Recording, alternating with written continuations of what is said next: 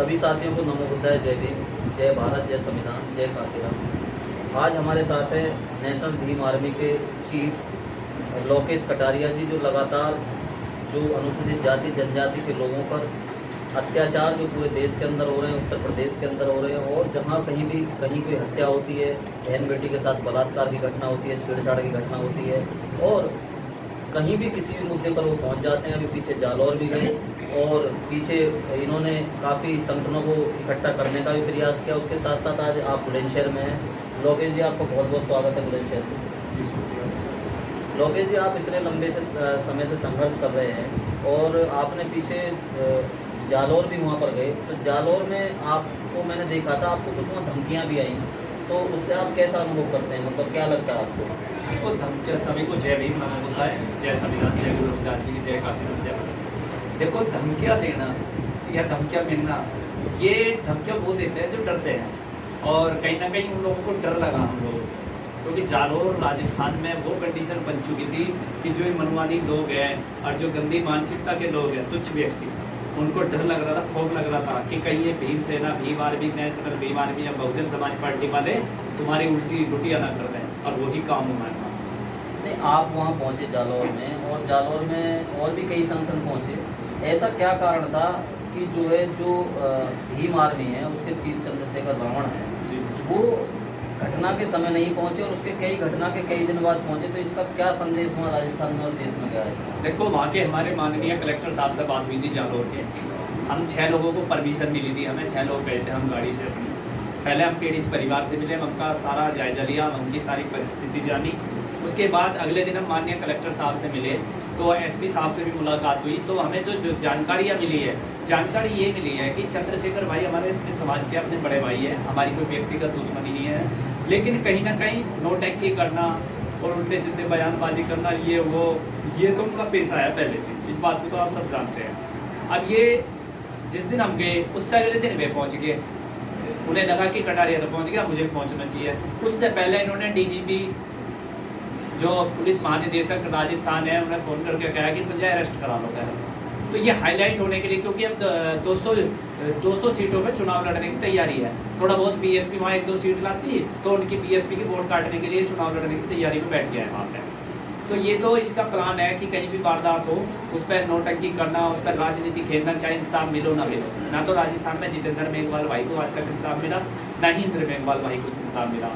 तमाम राजस्थान ही नहीं, पूरे देश के अंदर इतनी एट्रोसिटी हुई है, और जहाँ से नेता बना था, ये समझ लो आपका सब्बीरपुर वालों को आज तक इंसाफ मिला? ये बता दीजिए। उनके घरों में आग लगाई गई थी, यहाँ तक कि सोनू जो 17.5 महीने जेल काटी हमारे साथ, उसने आत्महत्या कर ली। उसकी क्या मदद करी उन्होंने? कारण भी यही है, आत्महत्या करने का कारण भी यही लोग थे।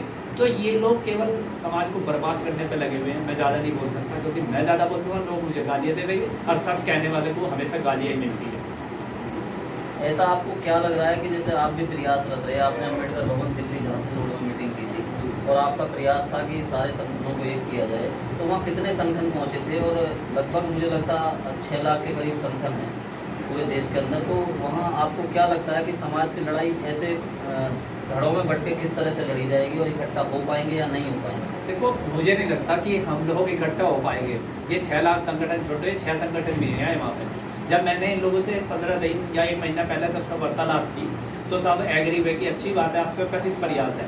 बनावटी बातें करना तो बहुत आसान है, फेसबुक सोशल मीडिया के माध्यम से बोलना भी बहुत आसान है, लेकिन जब करने का समय आता है ना, एकजुट होने का समय होता है, तो ये सोचते हैं कि लोकेश कटारिया हीरो ना बन जा, इसके सिर पर पगड़ी ना बन जा, जो हमसे ऊपर ना बोल जाए। ये कमी है।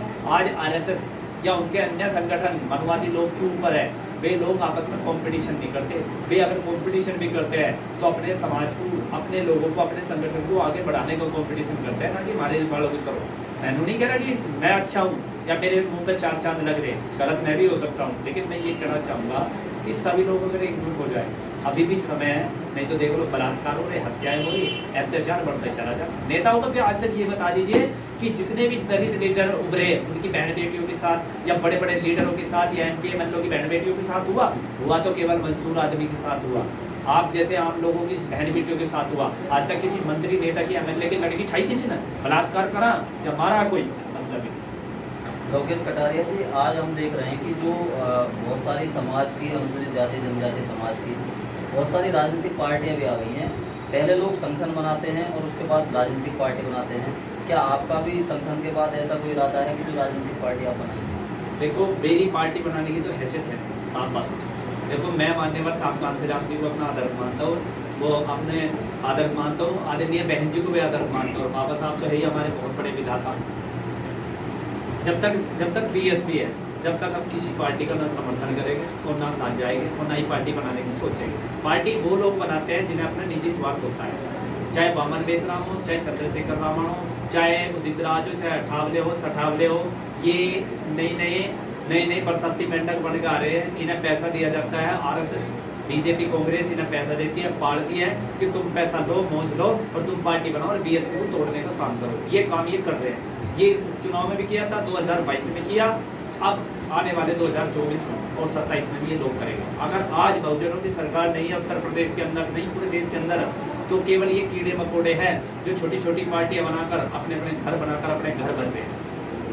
अभी आपने बहुजन समाज पार्टी का नाम लिया, तो बहुजन समाज पार्टी के लिए बहुत सारे युवा संगठनों के माध्यम से काम कर रहे हैं। आप भी लगातार अपना घर बार छोड़ के घूम रहे हैं। उपकार बावरा भी इन युवाओं में हैं, अमित राजवान हैं, और अभी इंदू चौधरी जी ने भी अपनी संगठन बनाया है बहुजन मोर्चा के नाम से, और भानु प्रताप एडवोकेट है। ऐसे ना जाने अनगिनत बहुत सारे लोग हैं जो बहुत सारे लोग समाज में काम कर रहे हैं, संगठन बना रहे हैं। तो क्या बहुजन समाज पार्टी इन लोगों की तरफ देख रही है, जो युवा हैं, जो काम कर रहे हैं समाज के लिए, कि उनको पार्टी में कहीं ना कहीं स्थान दिया जाए या ना दिया जाए? देखो, मैं एक बात कहना चाहूँगा। देखो, चाहे कोई बुरा मान जी हो, बीएसपी वाले हो, कोई भी हो, मैं भी बीएसपी वाला ही हूँ। जितने भी बीएसपी में लीडर बैठे बहन जी को छोड़ के, सब के सब अपनी उर्दू सीधा कर रहे हैं। और अगर कोई युवा काम करना चाहता है, कुछ पार्टियों की कमियाँ हैं, पार्टी को एक प्रोटोकॉल तैयार कर देना चाहिए। जिस तरीके से बीजेपी और कांग्रेस को आरएसएस ने प्रोटोकॉल तैयार किया है। आरएसएस पैदा नहीं करा कांग्रेस ने आरएसएस को पैदा किया, जब जाके बीजेपी पैदा हुई है।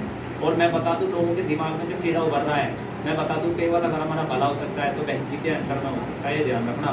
क्योंकि जो बहुजन समाज पार्टी है, ये हमारे महापुरुषों के मेहनत, लगन और बलिदान से बनाई हुई पार्टी है। मैं तो यही कहना चाहूँगा आदरणीय बहन जी को कि बहन जी, जो युवा आज समाज के बीच में रहकर समाज की लड़ाई लड़ रहे हैं, तो बहन जी को कहीं ना कहीं जो राजनीति करना चाहते हो राजनीति में ले, और जो सामाजिक काम करना चाहते हो सामाजिक संगठन में रहे, कोई प्रॉब्लम नहीं। देखो, पार्टियां बहुत सारी बनाओ, साहब कांसीराम जी ने एक बात कही थी कि संगठन तो कितने बना लो, कोई प्रॉब्लम नहीं, लेकिन राजनीतिक दल एक रखो, ताकि वे सारे संगठन एकजुट होकर उस दल को मजबूत करे और शासन आपके हाथ में आ जाएगा। शासन का भी बन सकते हो, वरना बना जाओ पार्टी, बिटो जाओ, होता रहेगा। आपसे अंतिम सवाल, आप लगातार जालौर भी गए, आप दिल्ली भी जाते हैं, मेरठ भी, और अभी आप वहाँ का जिक्र कर रहे थे लखीमपुर खीरी का, जगह जगह आप जिलों में जा रहे हैं। देखा ये जा रहा है कि जो बाबा साहब के दिए आरक्षण से, संविधान के दिए आरक्षण से लोग नौकरियों पर गए और आगे बढ़े, वो लोग कम संघर्ष कर रहे हैं। जितने ज़्यादातर आप जैसे लोग हैं संघर्ष करने वाले, उनकी कहीं ना कहीं आर्थिक स्थिति या पीछे से जो वो जमींदार नहीं है, उनकी कोई फैक्ट्री नहीं है, कंपनी नहीं है, बड़े लोग नहीं है, तो आपको ये संघर्ष करने में क्या क्या कठिनाई आती है और किस तरह से आप? देखो, मेरा गांव पवरसा पड़ेगा, जिला मेरठ में, और मैं डेली का अप डाउन है 6 किलोमीटर का, 3 किलोमीटर पैदल आना, 3 किलोमीटर दिल्ली आना। मेरी जेब में किराया है नहीं है, ये कोई भरोसा नहीं होता, तो जनरल डिब्बे में चुपचाप चला जाऊँ, जाना तो जाना। अगर हमने डिसाइड कर लिया कि जाना, अब बारिश हो रही थी, मैं भी बहाना बना देता इनकी, जब इन लोगों ने चलना, जो प्रताड़ित लोग थे इन्होंने बुला रखा था मुझे, मैं भी बहाना बना देता, भैया बारिश हो रही मेरठ में, मेरे बस की तो आना नहीं। अगर ना आने वाली बात है, और आना हो तो आंधी हो, तूफान हो, जेब में कुछ होना हो, जाना चाहिए। और दूसरी बात मैं कहना चाहूँ, जो सक्षम लोग हैं, हम जैसे लोगों को तुम सपोर्ट तो करके देखो पीछे से, अगर तुम्हारी तरफ को कोई उंगली बिठाकर दिखा दे, हम अगर मार खा रहे हैं तो एक पारिवारिक स्थिति से कमजोरियों से हमारी आर्थिक स्थिति कमजोर है। जब इन्हें जब 300 गाड़ियाँ या 200 गाड़ियाँ 100 गाड़ियाँ इन लोगों को मिलती है, अरे हमें एक गाड़ी तो मिल जाओ। अगर ना पूरे उत्तर प्रदेश में नहीं, पूरे भारत में हम लोग पूरी आवाज़ उठाने के लिए आज भी तैयार है, हमेशा रहेंगे।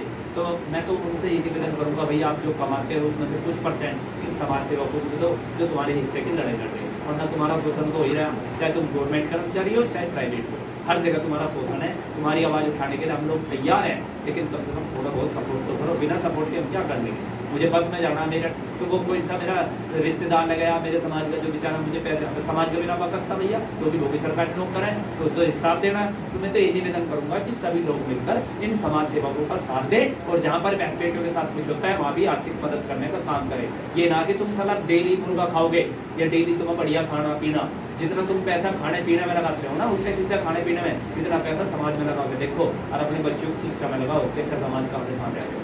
बहुत बहुत धन्यवाद लोकेश। जय भीम। जय भीम।